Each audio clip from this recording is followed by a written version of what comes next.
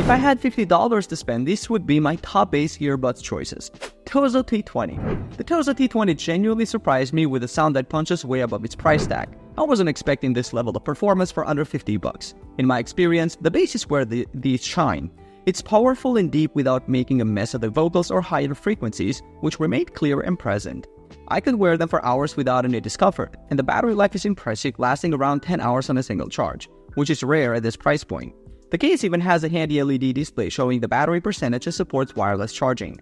The main trade-off is the lack of active noise cancellation, so you're not getting total isolation, but for the price, the audio quality is so good that it feels like a minor compromise. These are perfect for someone who prioritizes sound quality and battery life on a tight budget and doesn't mind the absence of premium features like ANC. Anker Soundcore P40i. If you're all about that bass, the Anker Soundcore P40i is an absolute powerhouse that you can feel. Out of the box, the sound is incredibly bass-heavy and boomy, which I found perfect for genres like EDM. Though it can sometimes overshadow the mids and vocals. What impressed me though was the Soundcore app, which lets you customize the EQ for use their bass up feature to get the sound just right for you.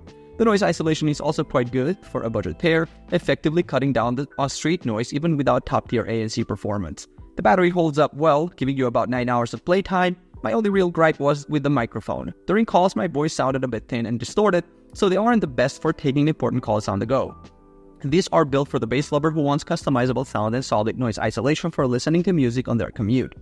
Between the two, I would buy the Anker Soundcore P40i because its customizable EQ and superior noise isolation offer a more tailored and immersive listening experience for just a little more money. With $100 to work with, I choose these bass earbuds. Anker Soundcore Liberty 4 Pro. This one completely redefines what you can get for $100. Right away, the Liberty 4 Pro hit with a deep kicky bass that feels tuned for modern pop and hip-hop. I ran these for hours at high volume and the sound held tight, never muddy, just punchy and satisfying. The comfort really surprised me, with 6 ear tip sizes and a feather-light build that let me wear them on long flights without even thinking. The noise cancelling here feels closer to what I've experienced on more expensive models. It zaps away engine rumble, crowds, and most everyday sounds without creating any weird pressure in my ears. The battery life honestly outpaces my workday, and the touch controls are actually useful. On the downside, the transparency mode is pretty noisy and not as natural sounding, and I wish you could switch them on and off manually. For anybody who wants actual bass and customizable EQ in a tiny copy package, plus calls in crowded places, these are the ones to get. Skullcandy Method 360 ANC. This was a bass lover's dream, thanks to Bose drivers tuned for Skullcandy's signature thump. For the first listen, I felt the bass surge. It's bold, almost aggressive. The comfort though might be the best in this bracket. The Bose design tips and fins kept these buds locked in through workouts and long stretches at my desk. ANC is solid for the price, wiping out low-end noise but not quite reaching the silence of top-tier buds. The case is quirky with its carabiner cool if you're outdoorsy, maybe weird on a desk.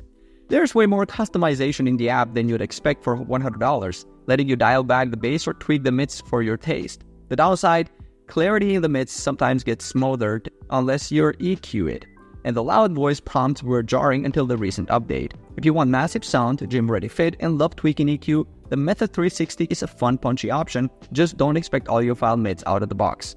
If I had $100, I'd pick the Liberty 4 Pro for its sharper ANC, cleaner overall sound, and easier everyday usability. The bass hits hard without losing the details I need. With $150 to work with, I choose these bass earbuds. Denon Pearl Pro. The Denon Pearl Pro really surprised me with its personalized sound technology. It's not just a gimmick. After running the initial hearing test through the app, the audio felt like it was tuned specifically for my ears, delivering a level of clarity and spaciousness in the mids and highs that's hard to find in this price range. In my experience, the immersion mode can be a bit much, sometimes making the bass overpowering, but with it dialed back, the low end is energetic and detailed without muddying the mix. The Apex lossless support is a standout feature for streaming high-quality audio, though finding compatible devices is still a bit of a challenge. While the active noise cancelling is decent for daily commutes, it struggles with lower frequency rumbles like a bus engine and the social mode, or transparency mode. It's a noticeable step down from the competition. For me, these are for the audio enthusiast who values a customized high-fidelity listening experience over having the absolute best noise cancellation. Status between 3 ANC. Right out of the box, the Status between 3 ANC stands out with its unique, chunky design that actually provides a surprisingly secure fit, thanks to the stability fins. Though I did find them a bit fatiguing during longer listening sessions. The default sound profile is very lively and bass-heavy, which is great for genres like EDM and hip-hop. But I noticed it can make vocals and instruments sound a bit cluttered. The companion app's EQ is a lifesaver here, allowing you to tame the bass and find a more balanced sound. While the active noise cancelling does a good job of cutting down office chatter and higher frequency sounds, it struggles to block out the low rumble of things like bus engines. They feel well built and sturdy, and the IPX5 water resistance gives me confidence using them for a workout, but the controls can be finicky if you're moving around a lot. These are perfect for someone who wants a secure fit for active use and loves a punchy bass forward sound that they can fine-tune to their liking. If I had $150, I would buy the Denon Pearl Pro because its sound personalization technology offers a more refined and detailed audio experience that I value over the three ANC's more powerful default bass and fit security. If I had $300 to spend, these would be my top bass earbuds choices. Technics EAH AZ100S. The Technics EAH AZ100S is one of those pairs of earbuds that genuinely redefines what you should expect at this price, delivering an incredibly nuanced and balanced sound that surprised me. In my testing, I found the soundstage to be wide and clear, with bass that's full and present but never gets boomy or overpowers the mids and highs. They feel premium and lightweight, and while the buds are a little on the larger side, I found them comfortable for hours on end, especially after swapping the foam tips, which also boosted the already top-tier noise isolation. The battery life is a huge win here. I could easily get through a full workday with ANC on without reaching for the case. My only real gripe is that the sound signature changes noticeably when you turn ANC off, losing some of that low-end punch. And the microphone quality is just okay. It gets the job done but won't impress anyone on a call. These are the perfect earbuds for the audiophile on the go or a frequent traveler who values a balanced, high-fidelity sound profile and marathon battery life over everything else. Sennheiser Momentum True Wireless 4. If you're all about that bass, the Sennheiser Momentum True Wireless 4 immediately makes its presence known with a deep, thumpy low end that you can feel. Listening to electronic tracks and hip-hop, the kick drums had a satisfying rumble without turning the rest of the music into mud.